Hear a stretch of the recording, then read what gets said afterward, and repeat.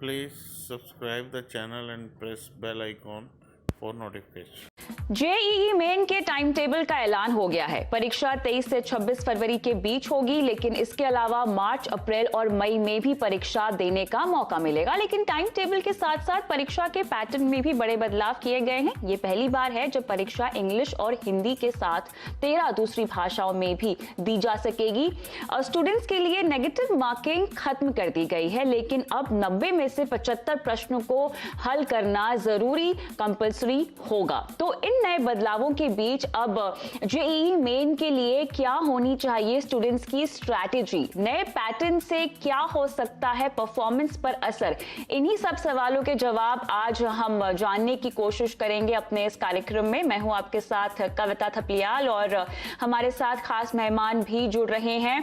Super 30 के Anand Kumar, Fiji के director RL Trikha, आप दोनों का स्वागत है हमारी इस खास पेशकश में, जहां पर आज हम स्टूडेंट से गुरु मंत्र लेंगे कैसे उनको परीक्षा की तैयारी करनी चाहिए और जो नई परीक्षा पैटर्न सामने आई है वो उनके लिए कैसी है। त्रिखा साहब, सबसे पहले आपसे पूछना चाहूंगी, जो अहम बदलावों का ऐलान किया गया है उन्हें आप कैसे देखते हैं? मैं इसको इस प्रकार से देखता हूं कि बच्चा इस समय कोविड से भी परेशान है और उसको अनसर्टेनिटी का सामना करना पड़ रहा है। पहले उसको 2 चांस मिलते थे और 90 प्रश्न पहले सॉल्व करने होते थे। पिछले साल से 75 प्रश्न कर दिए गए, पर सब कंपलसरी थे। पर इस बात को ध्यान में रखते हुए कि कोविड-19 के कारण कार्यक्रम के ऊपर, स्कूल के कार्यक्रम के ऊपर भी प्रभाव पड़ा है, तो ये एक बहुत अच्छा तरीका निकाला गया है कि जिसमें कि पहले जो मल्टीपल चॉइस क्वेश्चन है वो तो कंपलसरी है, मगर जो न्यूमेरिकल बेस्ड क्वेश्चन है जिसमें नेगेटिव मार्किंग भी नहीं है, उसमें आप चुनाव कर सकते हैं कि किसी भी 15 क्वेश्चन को आप सॉल्व कर सकते हैं और आपको अगर अपने मार्क्स बढ़ाने हैं तो यहाँ पर आप चांस ले सकते हैं, क्योंकि नेगेटिव मार्किंग इन क्वेश्चंस में नहीं है, जबकि मल्टीपल चॉइस क्वेश्चन में नेगेटिव मार्किंग अभी भी है। ये दूसरी बात। तीसरी बात, आपको अब 4 आपको मिलते हैं, आप 4 बार अपीयर हो सकते हैं 2 बार की अपेक्षा, फरवरी में, मार्च में, अप्रैल में, मई में, एक ही साल। अर्थात यदि आप इस समय 12वीं के छात्र हैं तो आप 4 बार इस परीक्षा में उत्तीर्ण अपीयर हो सकते हैं, जिसमें कि फरवरी में, मार्च में, अप्रैल, मई में जिस परीक्षा में भी आपके सबसे ज्यादा मार्क्स होते हैं, यदि आप चारों में अपीयर होते हैं तो आपका बेस्ट स्कोर माना जाएगा।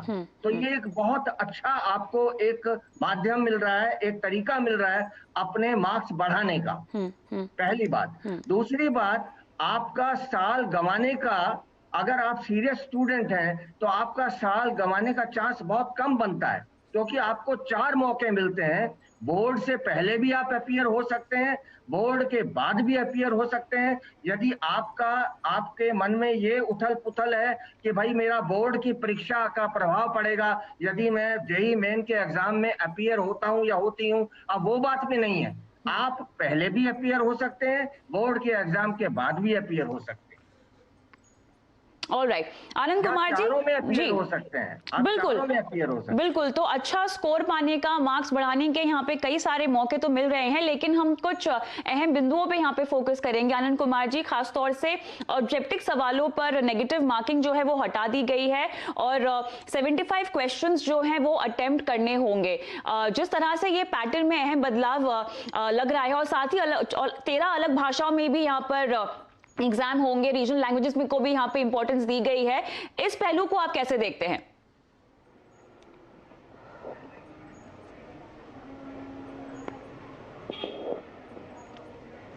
आनंद जी, आपको मेरी आवाज आ रही है?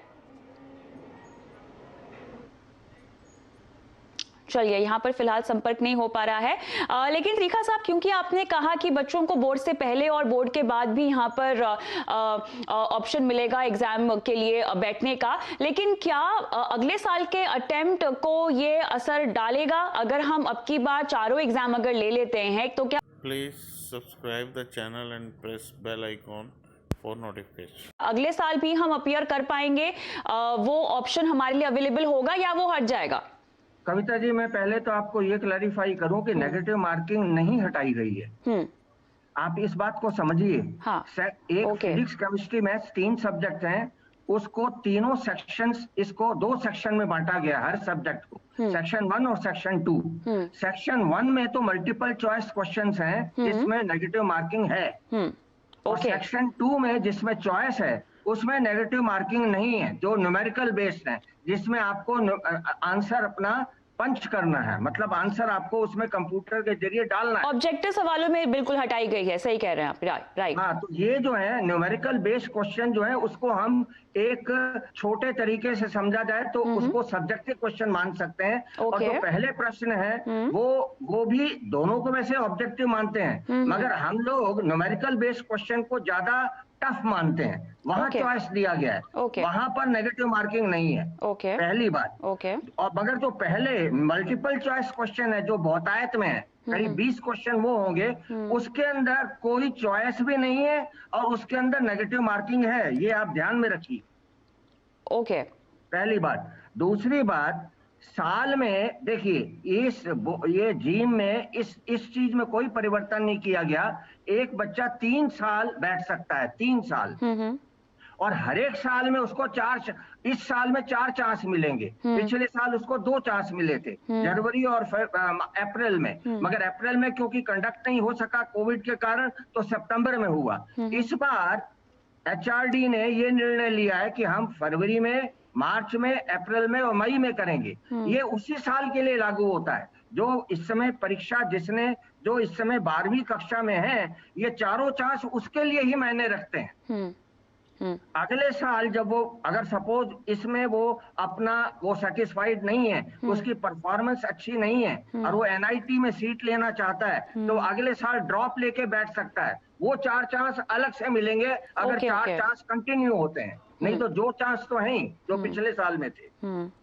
तो त्रिखा साहब, यहाँ पर मुझे आपसे यहाँ पर please subscribe the channel and press bell icon for notification. ये पूछना था कि अब इन चारों की जो सुविधा दी गई है फरवरी, मार्च, अप्रैल और मई में, क्या ये कोविड को ध्यान में रखते हुए दी गई है या ये अगले साल से अब बरकरार हो गई, एक तरह से ये एक पैटर्न बन गया है?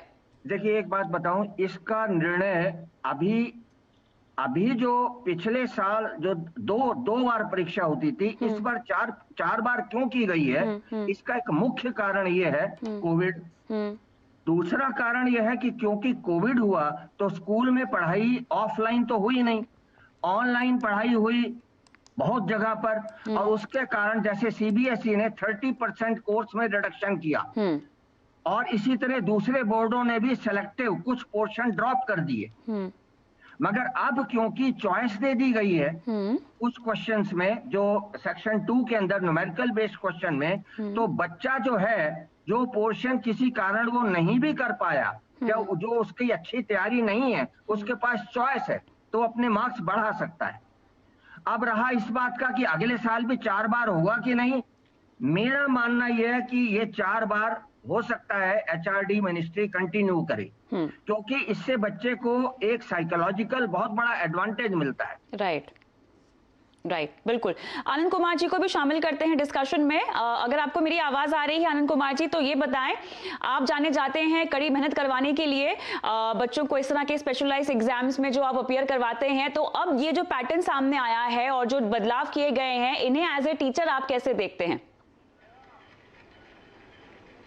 बहुत अच्छे बदलाव आए हैं। सबसे पहला कि 4 बार मौका मिलेगा बच्चों को, ये बहुत अच्छी बात है। कोविड को लेकर तो और प्रासंगिक है, क्योंकि बहुत सारे बच्चे बीमार हैं, या तो बच्चे डर रहे हैं या किसी कारणवश कम्युनिकेशन गैप है, ट्रांसपोर्टेशन की दिक्कत है, तो नहीं जा पा रहे हैं, तो उसके लिए 4 मौके दिए गए, बहुत अच्छी बात है। आप देखिए जीआरई में, सेट में भी कई मौके होते हैं, मिलने चाहिए। दूसरी बात है कि कई भाषाओं में परीक्षा होगी, 13 भाषाओं में, अन्य भाषाओं में भी परीक्षा होगी। तो मैंने देखा है कि बिहार के दूर दराज के गांव वाले बच्चे, देहात के बच्चे, राजस्थान के बच्चे, मध्य प्रदेश के बच्चे, बहुत सारे ऐसे बच्चे होते हैं, इवन साउथ के कुछ बच्चे जो अच्छे से हिंदी भी नहीं जानते हैं। यहाँ के बच्चे तो हिंदी जानते हैं, लेकिन क्षेत्रीय भाषाओं में जो मौका दिया जा रहा है, इससे जो समाज के दबे कुतले वर्ग के बच्चे होंगे, ऐसे बच्चे होंगे जो कि भाषा के चलते जिनकी पढ़ाई रुक जाती, वैसे बच्चों को आगे बढ़ने में काफ़ी सुविधा मिलेगी। तीसरी बात मैंने देखा, जो क्वेश्चन का पैटर्न बनाया गया है वो बहुत अच्छा बनाया गया है। कुछ सवाल जो अंतिम में 15 सवाल की बात हो रही है कि मोर देन वन चॉइस रहेगा, वो भी अच्छा है। और उसमें निगेटिव मार्किंग की जो झंझट था वो भी हटा दिया गया ताकि बच्चे अच्छे से प्रयास कर पाए। तो ये ऐसे बच्चे जो कोचिंग में नहीं जा पाए, जिनके पास सुविधा नहीं है, संसाधन नहीं है, वैसे बच्चों के लिए बहुत अच्छा कदम है। और सबसे बड़ी बात है कि सबसे पहले परीक्षा के पहले पैटर्न फिक्स कर दिया गया। हमारा मानना यह है कि जिस तरह से जेई मेन का पैटर्न बनाया गया, गवर्नमेंट को चाहिए, शिक्षा मंत्रालय को चाहिए कि उसी तरह से आईआईटी एडवांस का भी क्या पैटर्न है ये समाज के सामने लाए। उसका पैटर्न पता नहीं होता है, हर साल पैटर्न बदल जाता है, नंबर्स ऑफ क्वेश्चन बदल जाते हैं, जिससे गांव देहात के बच्चे जो कि बड़े कोचिंग में प्रैक्टिस नहीं कर पाते हैं, उनको बहुत असुविधा होती है। तो Anand Kumar ji, Please subscribe the channel and press bell icon for notification. एक पॉइंट तो आपका सही है कि क्षेत्रीय भाषा में क्योंकि अब ये एग्जाम होंगे तो बच्चों के लिए सुविधा हो जाएगी, रीजनल लैंग्वेजेस एडेड एडवांटेज होता है। लेकिन क्वेश्चन पेपर की टफनेस को लेकर आप क्या कहेंगे? वो कितना आसान होगा बच्चों के लिए स्कोर करना, परफॉर्मेंस को बेहतरीन करना 4 बार, क्योंकि अब उनके पास ऑप्शंस अवेलेबल हैं अपीयर करने के, ये कितना आसान हो जाएगा? इस पहलू से समझाएं। आसान इसलिए हो जाएगा कि बहुत बार होता है, पहले सबसे पहले एक परीक्षा होती थी, एक परीक्षा के समय क्या होता था कि बच्चे बीमार पड़ गए, तबीयत खराब है, उस दिन कुछ घर में दुर्घटना हो गई, कुछ पारिवारिक उलझन है, ऐसी स्थिति में एक परीक्षा खराब हो जाने का प्रोबेबिलिटी बहुत हाई होता था। लेकिन 2 बार से बहुत राहत मिला। अब तो 4 मौके हैं, बच्चे अच्छे से एग्जाम दे सकते हैं, जो उनमें अपनी क्षमता है उस क्षमता का दी बेस्ट देने का ये मौका मिला। इसलिए तो मैं माननीय मंत्री जी का भी धन्यवाद देना चाहता हूं कि इस तरह की चीजों को लाकर बच्चों के हित में अच्छा किया। ऑलराइट, चलिए यहाँ पे हम रुकेंगे छोटे से ब्रेक के लिए, लेकिन ब्रेक के उस पार जानेंगे हमारे पैनलिस्टों से कि बच्चों को तैयारी कैसे करनी चाहिए। अब जो नया पैटर्न सामने आया है उसमें टफनेस के लेवल पर आपको कितनी तैयारी करनी चाहिए और किस तरह से आपको अपीयर करना चाहिए, इस पर बारीकी से बात करेंगे हमारे पैनलिस्टों से ब्रेक के बाद।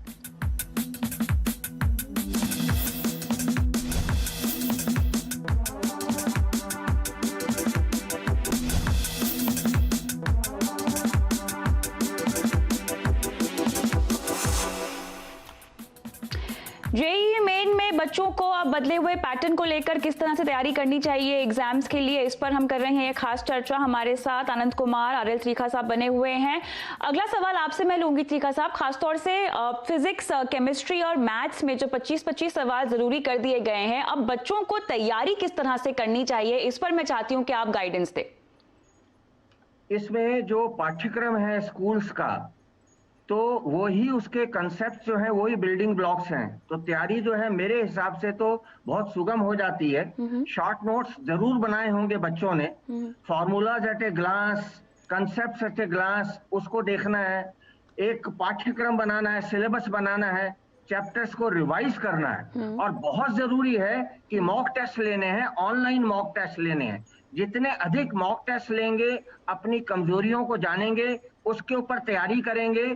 और जेईई मेन एक खेल है जिसमें Please subscribe the channel and press bell icon for notification. Speed और एक्यूरेसी, ये 2 चीजें मैटर करती हैं। कितनी जल्दी आप सॉल्व करते हैं और कितने एक्यूरेट सॉल्व करते हैं। अब रहा इस बात का कि आप मॉक टेस्ट लेते हैं, अपनी तैयारी करते हैं, एग्जाम टेम्परमेंट बनाते हैं, अब मार्क्स कैसे बढ़ाए जाएं, उसके लिए मैं बच्चों को ये कहूंगा कि वो जो जिस क्वेश्चंस में चॉइस है, जिसमें कि कोई नेगेटिव मार्किंग नहीं है, उनको तो जरूर ही करना है, क्योंकि कोई नेगेटिव मार्किंग नहीं है। पर जो मल्टीपल चॉइस क्वेश्चंस हैं फिजिक्स, केमिस्ट्री, मैथ्स में, जिसमें कि नेगेटिव मार्किंग है, सिर्फ उन प्रश्नों को करें जिनको वो श्योर है कि वो ठीक है।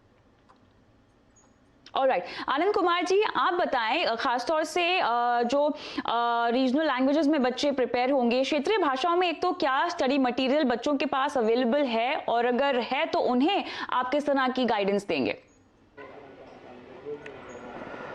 ये आपने बहुत अहम सवाल उठाया।